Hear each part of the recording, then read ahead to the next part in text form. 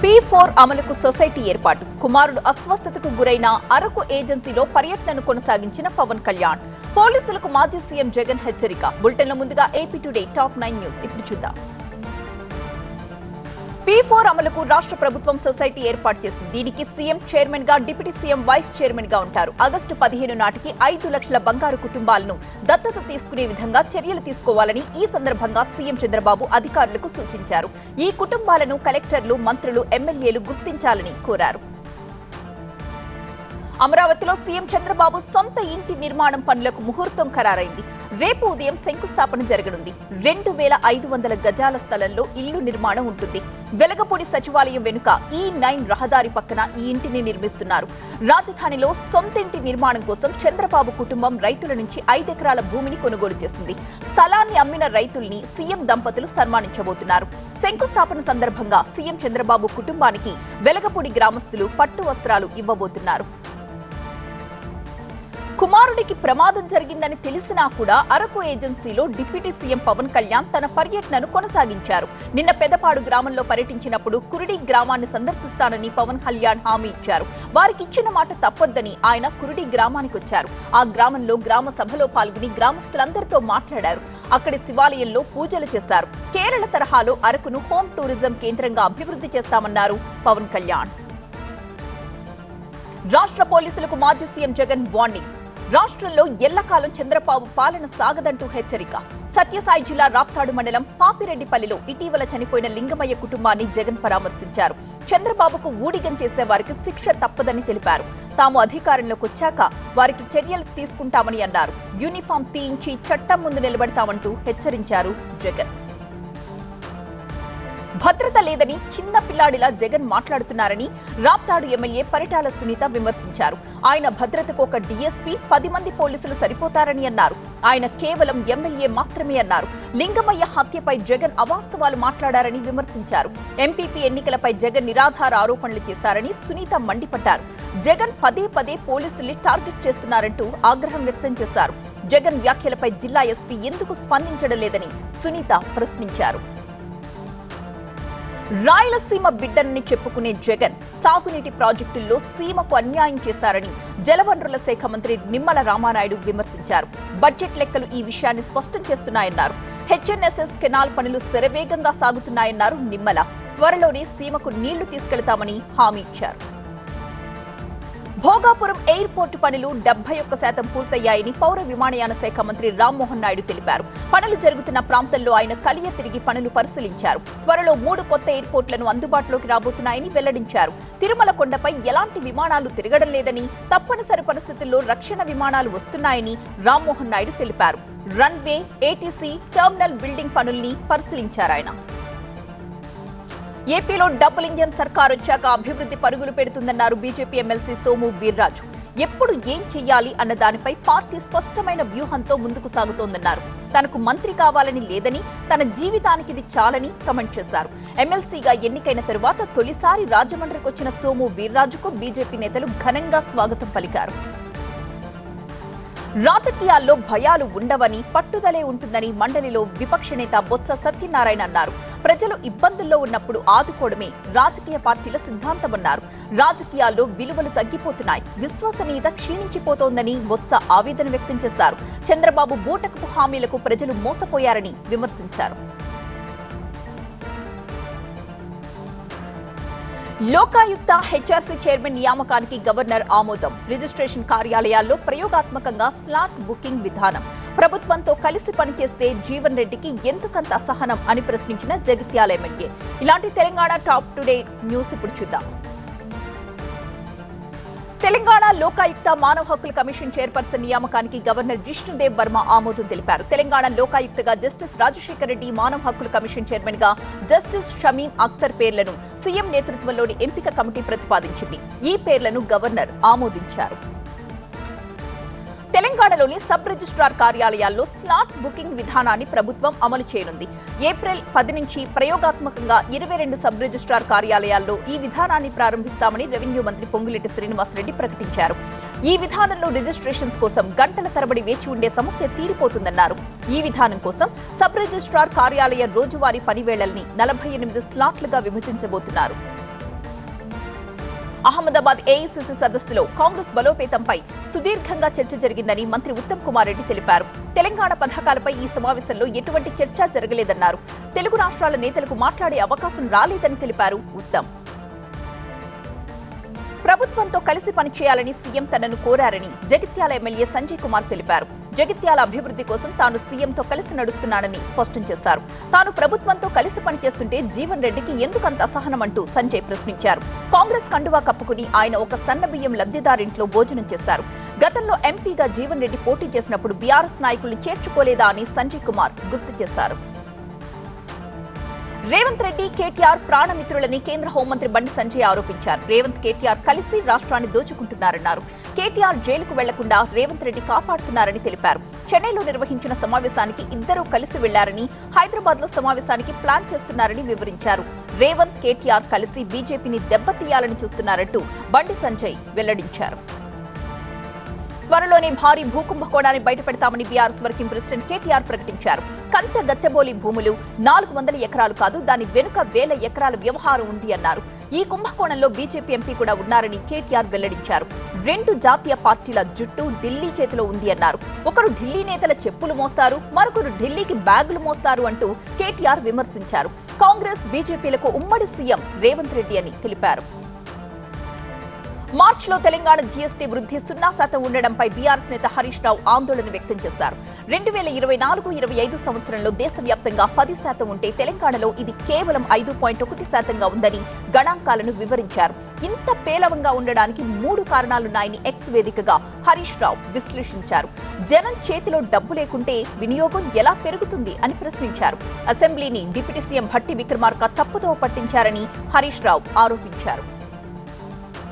దేవనూరు అటవీ భూముల్ని తమ కుటుంబం ఆక్రమించేసిందని, 3 రోజులుగా తమ కుటుంబంపై విష ప్రచారం చేస్తున్నారని స్టేషన్ ఘన్పూర్ ఎమ్మెల్యే కడియం శ్రీహరి ఆవేదన వ్యక్తం చేశారు.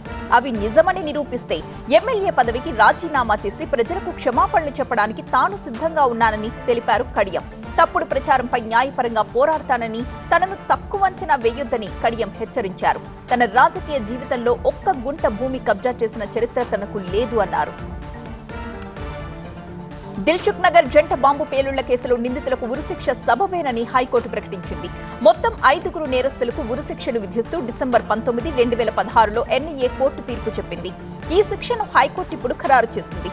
ఫిబ్రవరి 21, 2013న దిల్సుఖ్ నగర్ బస్టాండ్, ఆ పరిసర ప్రాంతాల్లో జరిగిన 2 పేలుళ్లలో 18 మంది చనిపోయారు.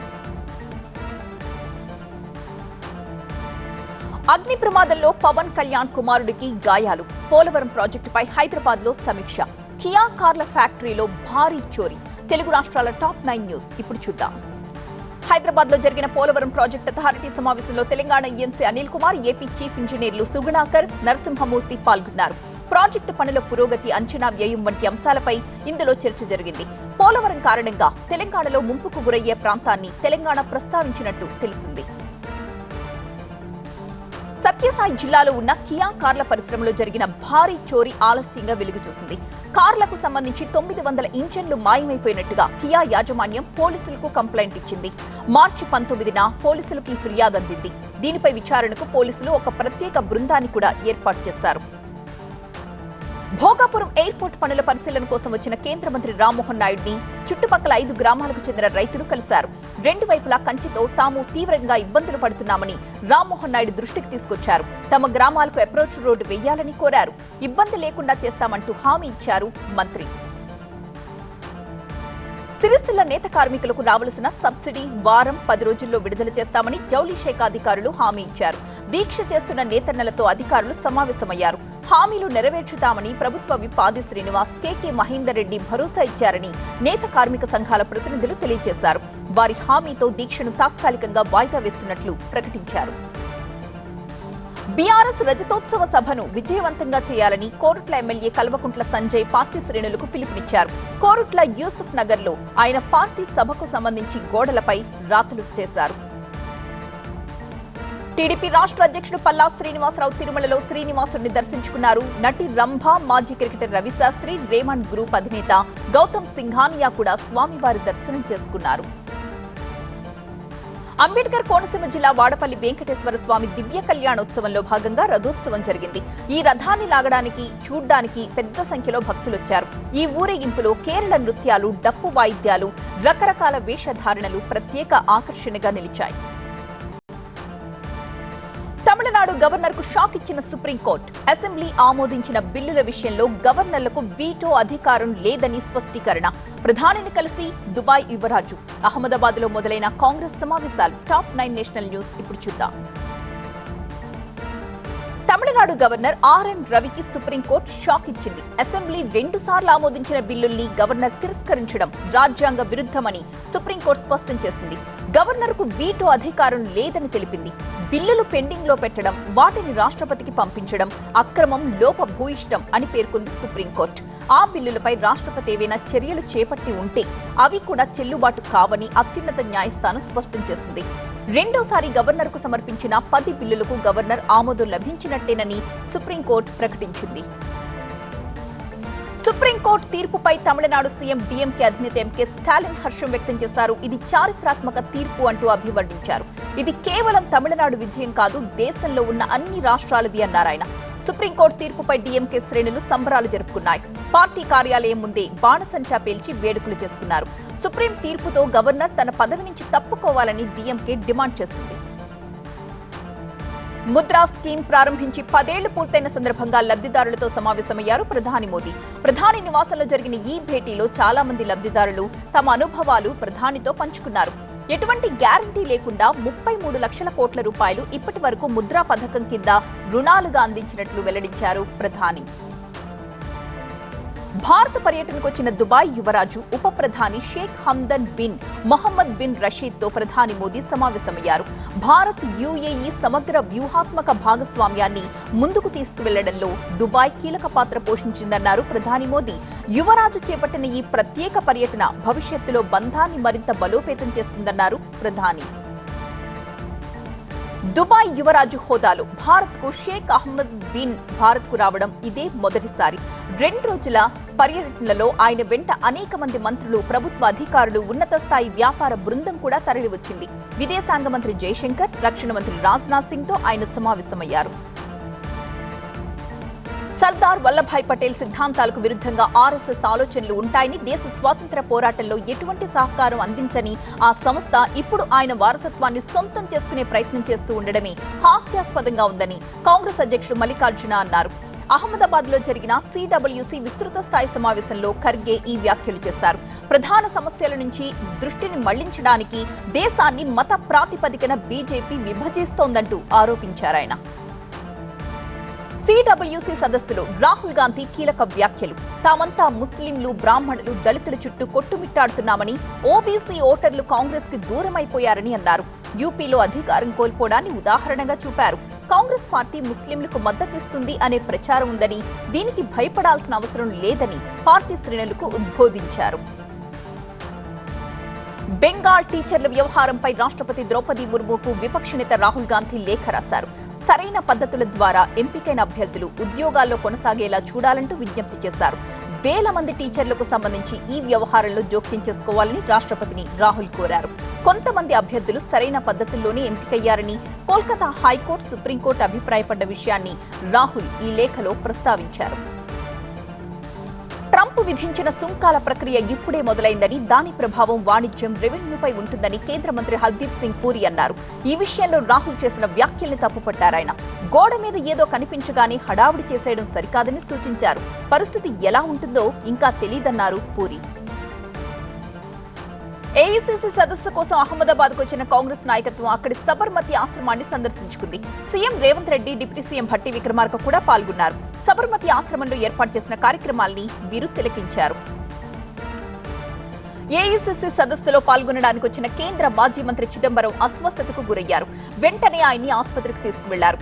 ఎండ వేడికి డీహైడ్రేషన్ కి గురై ఆయన కళ్లు తిరిగి పడిపోయినట్లుగా తెలుస్తోంది. ప్రస్తుతం ఆయన బాగానే ఉన్నారని కాంగ్రెస్ నేతలు తెలిపారు. పార్లమెంట్ ఉభయ సభలు ఆమోదించిన వక్ఫ్ సవరణ చట్టం నేటి నుంచి అమల్లోకి వచ్చింది. ఈ మేరకు కేంద్ర మైనారిటీ మంత్రిత్వ వ్యవహారాల శాఖ గజెట్ నోటిఫికేషన్ జారీ చేసింది. ఈ బిల్లుకు ఏప్రిల్ 5న రాష్ట్రపతి ఆమోదం తెలిపారు. వక్ఫ్ సవరణ చట్టాన్ని వ్యతిరేకిస్తూ మణిపూర్ రాజధాని ఇంఫాల్లో ముస్లింలు భారీ నిరసన ప్రదర్శన చేశారు. వేల సంఖ్యలో ముస్లింలు ఇందులో పాల్గొన్నారు. ముస్లిం మహిళలు కూడా ఈ నిరసనలో పాల్గొన్నారు.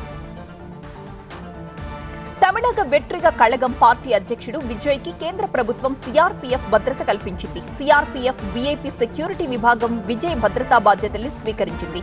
విజయ్కున్న ముప్పును అంచనా వేసిన కేంద్ర హోంశాఖ ఈ ఫిబ్రవరిలో ఆయనకు వై కేటగిరీ భద్రత కల్పించాలని నిర్ణయించింది.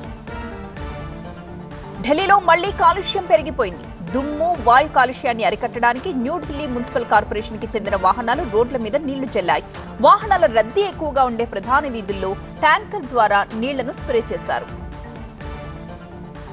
క్రికెటర్ సచిన్ టెండూల్కర్ అస్సాంలోని కజిరంగా పార్కును సందర్శించారు.